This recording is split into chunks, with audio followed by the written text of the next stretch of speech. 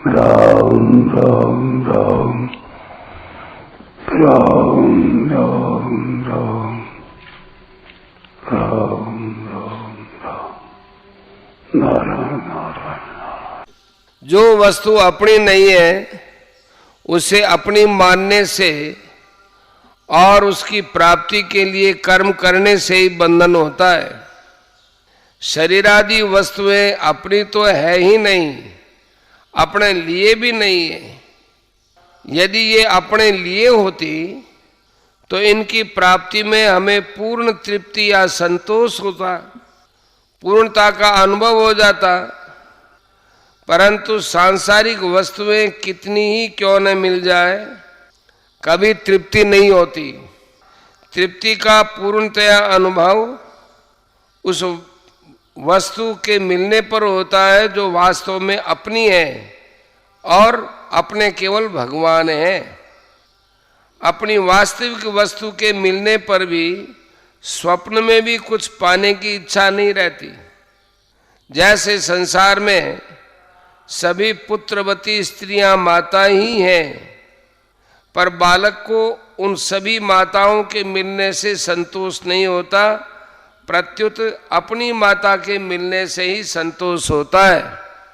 इसी तरह जब तक और कुछ पाने की इच्छा रहती है तब तक यही समझना चाहिए कि अपनी खास वस्तु हमें नहीं मिली है। मिली हुई वस्तुओं को भूल से भले ही अपनी मान लें, पर वास्तव में वे अपनी है नहीं और इसलिए उनसे अपनी तृप्ति नहीं होती है। अतः मिली हुई कोई भी वस्तु अपनी और अपने लिए नहीं होती। शरीरादि प्राप्त वस्तुओं को तो न हम अपने साथ लाए थे और न अपने साथ ले ही जा सकते हैं, तथा वर्तमान में भी हमारे से प्रतिक्षण वियुक्त हो रही है। वर्तमान में जो ये अपनी प्रतीत होती है वह भी सदुपयोग करने अर्थात दूसरों के हित में लगाने के लिए, न कि अपना अधिकार जमाने के लिए।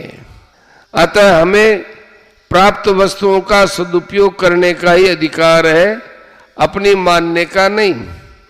भगवान ने मनुष्य को ये वस्तुएं इतनी उदारता पूर्वक और इस ढंग से दी है कि मनुष्य को ये वस्तुएं अपने ही दिखने लगती हैं। इन वस्तुओं को अपनी मान लेना भगवान की उदारता का दुरुपयोग करना है।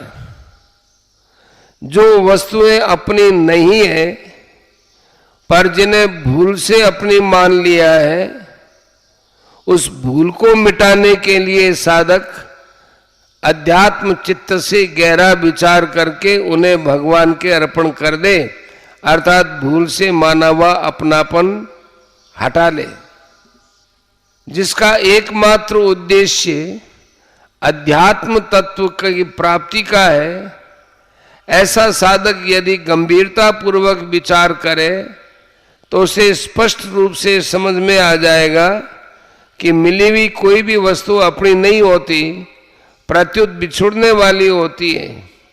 शरीर, पद, अधिकार, शिक्षा, योग्यता, धन, संपत्ति, जमीन आदि जो कुछ मिला है संसार से ही मिला है और संसार के लिए ही है।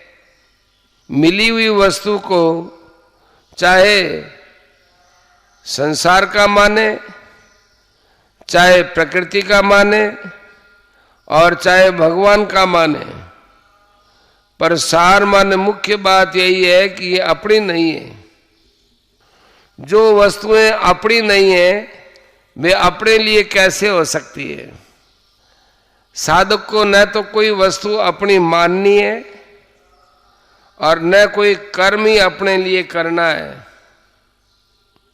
अपने लिए किए गए कर्म बांधने वाले होते हैं। गीता 3 अध्याय का 9वां श्लोक। अर्थात यज्ञ निष्काम भाव पूर्वक परहित के लिए किए जाने वाले कर्तव्य कर्म यज्ञ कहलाते हैं। इन यज्ञ के अतिरिक्त अन्य माने अपने लिए किए गए कर्म मनुष्य को बांधने वाले होते हैं। यज्ञ के लिए कर्म करने वाले साधक के संपूर्ण कर्म संचित कर्म भी विलीन हो जाते हैं। गीता 4 अध्याय 23वां श्लोक। भगवान समस्त लोकों के महान ईश्वर हैं, सर्वलोक महेश्वरम 5:29। जब मनुष्य अपने को वस्तुओं का स्वामी मान लेता है तब वह अपने वास्तविक स्वामी को भूल जाता है, क्योंकि वह अपने को जिन वस्तुओं का स्वामी मानता है उसे उन्हीं वस्तुओं का चिंतन होता है। अतः भगवान को ही विश्व का एकमात्र स्वामी मानते हुए साधक को संसार में सेवक की तरह रहना चाहिए। सेवक अपने स्वामी के समस्त कार्य करते हुए भी अपने को कभी स्वामी नहीं मानता। अतः साधक को शरीर, इंद्रियां, मन, बुद्धि, पदार्थ आदि को अपना न मानकर केवल भगवान का मानते हुए अपने कर्तव्य का पालन कर लेना चाहिए। कर्म करने में निमित्त मात्र बन जाना चाहिए। अपने में स्वामीपने का अभिमान बिल्कुल नहीं करना चाहिए। सर्वस्व भगवद अर्पण करने के बाद लाभ हानि, मान अपमान, सुख दुख आदि जो कुछ आए उनको भी साधक भगवान का ही माने और उनसे अपना कोई प्रयोजन न रखे। कर्तव्य मात्र प्राप्त परिस्थिति के अनुरूप होता है। परिस्थिति के अनुरूप प्रसन्नता पूर्वक अपने कर्तव्य का पालन करता रहे, यही भगवान के मत का सदा अनुसरण करना है। मुच्यन्ते तेपि कर्म भी। भगवान अर्जुन से मानो ये कहते हैं कि मैं तुम्हें तो सर्वस्व मेरे अर्पण करके कर्तव्य करने की स्पष्ट आज्ञा दे रहा हूं, अतः मेरी आज्ञा का पालन करने से तुम्हारे मुक्त होने में कोई संदेह नहीं है।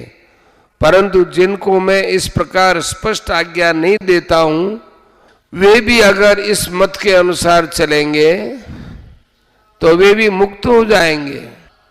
कारण कि यह मत ही ऐसा है कि चाहे मुझे माने या न माने, केवल इस मत का पालन करने से ही मनुष्य मुक्त हो जाता है। परिशिष्ट भाव भगवान का मत ही वास्तविक और सर्वोपरि सिद्धांत है, जिसके अंतर्गत सभी मत मतांतर आ जाते हैं। परंतु भगवान अभिमान न करके बड़ी सरलता से, नम्रता से अपने सिद्धांत को मत नाम से कहते हैं। तात्पर्य है कि भगवान ने अपने अथवा दूसरे किसी के भी मत का आग्रह नहीं रखा है, प्रत्युत निष्पक्ष होकर अपनी बात सामने रखी है। मत सर्वोपरि नहीं होता, प्रत्युत व्यक्तिगत होता है। हर एक व्यक्ति अपना अपना मत प्रकट कर सकता है, परंतु सिद्धांत सर्वोपरि होता है जो सबको मानना पड़ता है। इसलिए गुरु शिष्य में भी मतभेद तो हो सकता है, पर सिद्धांत भेद नहीं हो सकता।